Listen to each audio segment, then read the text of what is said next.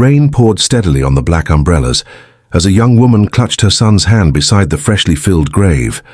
Her lips trembled, but no tears came. They had all been spent in the long nights leading up to this moment. Amanda had just buried her husband, her high school sweetheart, and the father of her 6-year-old boy, Caleb. He'd been the family's rock, a hard-working man taken too soon by a rare illness. But what hurt more than death itself was what came next. As mourners left the cemetery, Amanda overheard the whispers of disapproval. Her husband's family, wealthy and cold, had never accepted her. They blamed her for dragging him down, accusing her of being after his money. When the will was read, she was left with nothing. His assets had been quietly transferred, and his family used legal maneuvers to ensure Amanda and Caleb had no claim. That night, they were asked, no, forced, to leave the house they once called home. She packed a few clothes into an old suitcase and left with Caleb, her hand tightly holding his as they walked into the unknown. With nowhere to go, they ended up sleeping in a shelter downtown, sharing a twin cot in a room with peeling paint and no heat. Amanda tried to stay strong for her son, pretending it was an adventure. But when Caleb asked if his daddy could see them from heaven, and if he was proud, Amanda broke down quietly in the dark.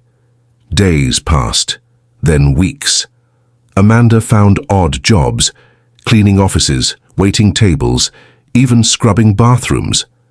No work was beneath her. She never complained. She just wanted to get back on her feet for Caleb, but life in the city was cruel, and hope became a fragile thread. One cold evening, Amanda was walking with Caleb after her shift. Her uniform was stained, her shoes soaked through. They passed a sleek black car stuck at an intersection. The driver, a sharply dressed older man, was struggling to change a flat tire. Without thinking, Amanda told Caleb to wait on a bench, then walked over to help. Despite her exhaustion, she knelt down and got to work, her hands moving expertly. The man was stunned. "You know what you're doing," he said.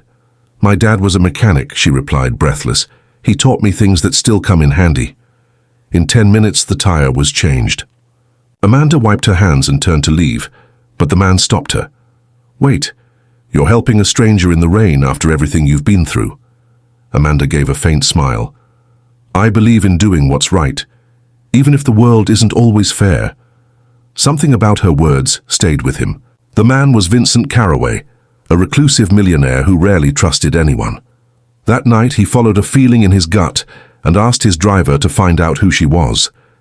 Within days, he learned her story. The loss, the betrayal, the shelter, the strength she'd shown. A week later, Amanda was called into the manager's office at the diner where she worked.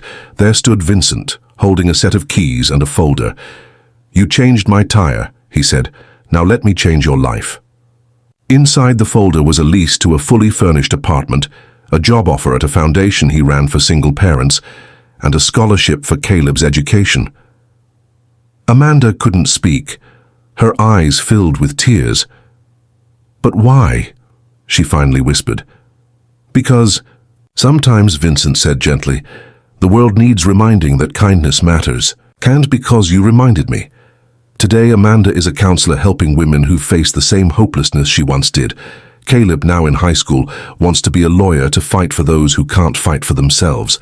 Their story is not just about loss, it's about the quiet power of humanity. One small act, one moment of selflessness, lit a spark that changed everything.